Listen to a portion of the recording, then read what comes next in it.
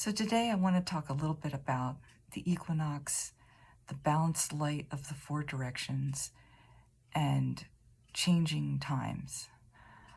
I'm the kind of person who gets rocked around when things are changing very quickly around me, and also when there's a lot of emotional upset that's going on with large numbers of people. I have an ability to pick up on others' feelings and sometimes also just my own, shock or reaction to things.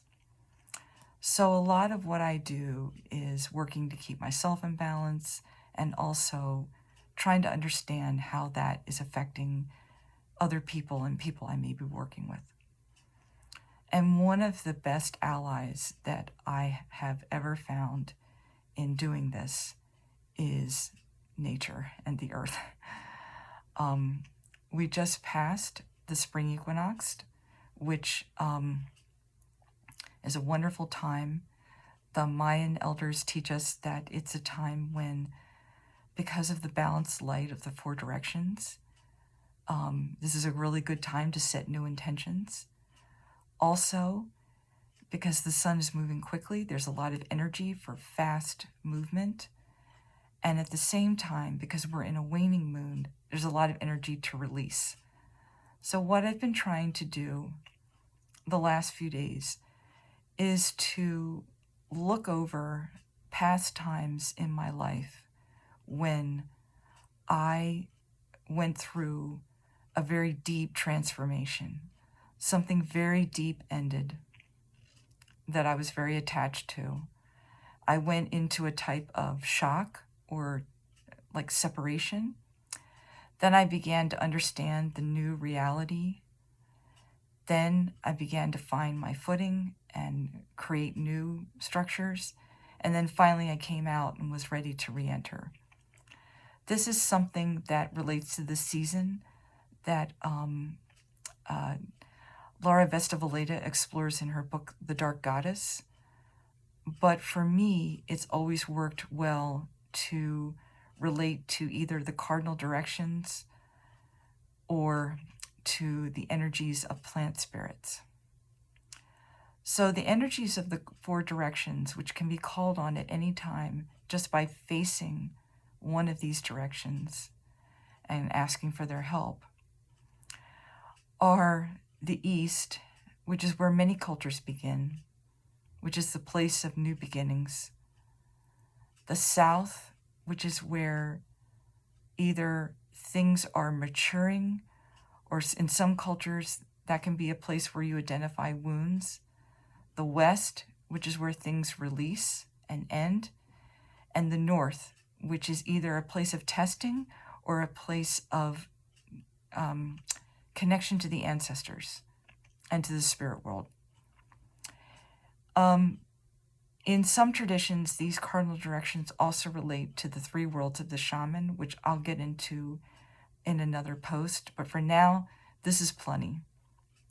So you have the balanced light of the four directions, giving you or me a moment to step into any of these directions with power.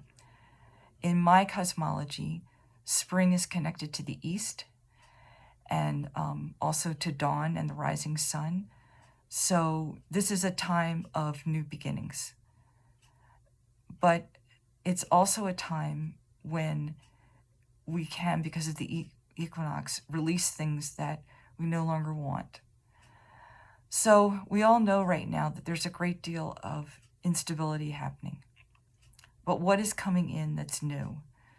That is a really good thing to pay attention to, especially life-affirming things. Anything that you feel is life-affirming, anything that connects me or you to the earth, these are things that are good to pay attention to right now. And if you want to look over a past experience, the way Laura does it in her book is you attach each one of these experiences to an actual season of the year, and you take a year to process it. I like to work with the directions. So the East would be a time of perhaps a new beginning. So you might start your process in the winter, then go into the East, then go into the summer, and then go into the fall, where you would release. So it just depends on how you work with these energies. I like to work with them in terms of, what do I need? So if right now I'm needing to be open to new possibilities, then I face and call on the energies of the East. If I need to let something go, I would face and call on the energies of the West. If I need to understand my wounds or get in touch with maybe things that are growing or maturing in my life, I might face the South. And if I want to understand the ancestors and maybe even the tests I'm going through, I might face the North. These directions have slightly different meanings in different traditions, so just use the map that works for you, but it's something that we always have with us, because aligning our ceremonies with the energies of the earth is very powerful. The culture around us is having a lot of chaos, and that is going to be a powerful influence. But the energies of the earth are just as powerful, and they can help keep me and you, if you like to work this way, in balance. So I'm just going to go into two of the songs that I work with when I'm processing an event in my past that I went through successfully. I learned the lessons or whatever, but there's still emotion attached to it. I haven't fully resolved it. So what I'll do is I go into a medicine song that connects with a power plant, and that represents the initial trauma. Then I go into a song that represents release of negative energies, and this is the one I'm going to do now.